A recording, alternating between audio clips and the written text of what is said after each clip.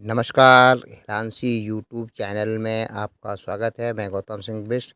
आज आपको गाँव की सैर पर ले चलूँगा। इससे पहले अगर आपने लाइक और सब्सक्राइब नहीं किया है तो उत्तराखंड हिरानसी यूट्यूब चैनल को लाइक, सब्सक्राइब और बेल आइकॉन भी दबा दीजिए ताकि आपको समय-समय पर नोटिफ़िकेशन मिलते रहें। और अब मैं आपको बताऊँगा कि अब गाँव की तरफ हम जा रहे हैं अपने कस्बे सतपुली से। तो सतपुली से गाँव का सफ़र तकरीबन 1.5 किलोमीटर है। और ये पुलिया पार करने के बाद, क्योंकि पुलिया आजकल क्षतिग्रस्त है, यहाँ से आपकी बाइकें नहीं जा सकती हैं दूसरी तरफ को। और ये अभी कच्ची पुलिया है। और पुलिया पार करके आप नदी जैसे आप पार करते हैं तो आप पहुंच जाते हैं पीपल के पास में। और ये बूढ़ा पीपल बहुत युगों युगों से हमने जब से इसको ऐसे ही देखा, और हमारे पुरखे भी कहते हैं कि ये इसी प्रकार से बूढ़ा पीपल यहाँ पर स्थित था। और पीपल से थोड़ा आगे से निकलने के बाद आपके खेत शुरू हो जाते हैं। और अब आप पहुंच गए हैं अपने खेतों में, जिन खेतों में कि धान की कटाई हो गई है, धान की फसल को भी मंडाई करके रख दिया गया है। और अब जो गाय के लिए चारा होता है, उस चारे का जो यहाँ पर भंडारण करने के लिए इसको तैयार किया जा रहा है। ये घास सूख चुकी है, इसके गट्ठर भी आप देख रहे होंगे, लेकिन गट्ठर को गांव तक पहुंचाने से पहले थोड़ा सा यहाँ पे सिट्रस फ्रूट है जो चकोतरा या जिसे माल्टा भी कहते हैं, लेकिन चकोतरा ये नस्ल का होता है, थोड़ा बड़ा। और इसको खाने के बाद शुरू होती है घास को गांव तक पहुंचाने की तैयारी। और ये कोई स्वस्थ शरीर वाला इंसान इसको कर सकता है, आम इंसानों के बस का ये काम नहीं है। सिर में इस प्रकार से गट्ठर को उठा करके आप जब चलते हैं तो ज़्यादा सफ़र तो नहीं है लगभग, लेकिन थोड़ी देर आप विश्राम भी कर सकते हैं। और जो लोग पहले पहुंच जाते हैं वो पहले जगह पर विश्राम कर रहे होते हैं। और जहाँ पे भी लोग विश्राम करेंगे वहाँ पर कोई फलदार वृक्ष होगा। देखिए चकोतरा का जो पेड़ है, चकोतरा का आपको दिख रहा है ये पेड़। और फिर आप पहुँचते हैं अपने गांव में, जहाँ पर कि ज़्यादातर मिट्टी के घर होते थे। और ये वातानुकूलित एक प्रकार से घर होते थे, इनकी दीवारें 2 फीट की चौड़ी दीवार होती थी। और आजकल आप देख रहे हैं पुराना चूल्हा और नया चूल्हा, दोनों चूल्हे आपको यहाँ पे मिल जाएंगे रहने के लिए। बिल्कुल इनमें गर्मियों के टाइम पर ठंड होती है और ठंडियों के टाइम पे गर्मी।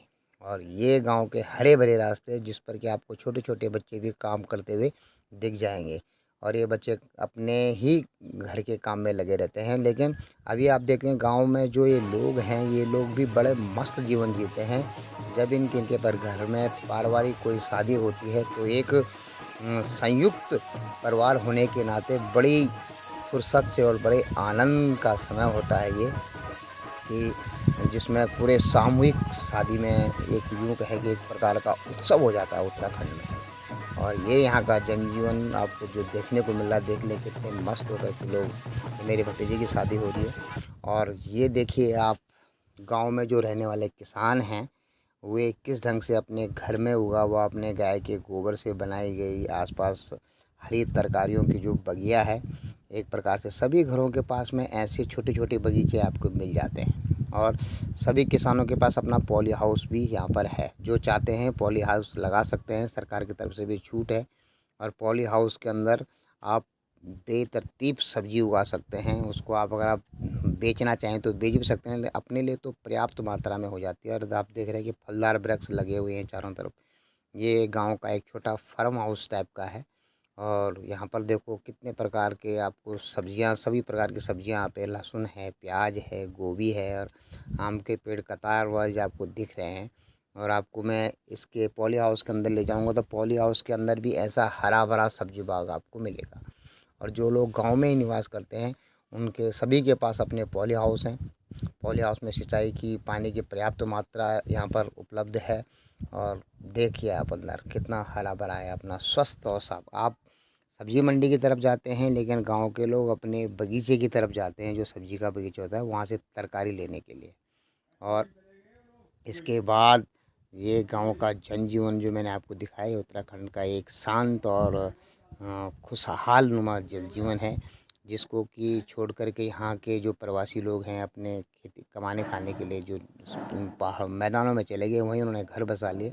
5-5 बिस्वा के जो उन्होंने मकान बनाए उसी में रहते हैं। लेकिन यहाँ देखो कितनी मस्त ज़िंदगी है उत्तराखंड के जिन किसानों की जो एक गांव में निवास करते हैं। आज मैं गांव आया था तो मैंने सोचा कि ज़रूर आपको भी इसके दर्शन करा दूं कि किस प्रकार से गांव के लोग अपने अमन चैन और स्वास्थ्य क्यों उनका इतना स्वस्थ शरीर होता है, तो इनका स्वस्थ मन होता है। और मित्रों, आपको यह कैसा लगा ज़रूर कमेंट्स में लिखिएगा। और आज के लिए इतना ही। जय हिंद, जय भारत, जय उत्तराखंड। फिर आपसे मुलाकात होगी। बहुत बहुत धन्यवाद।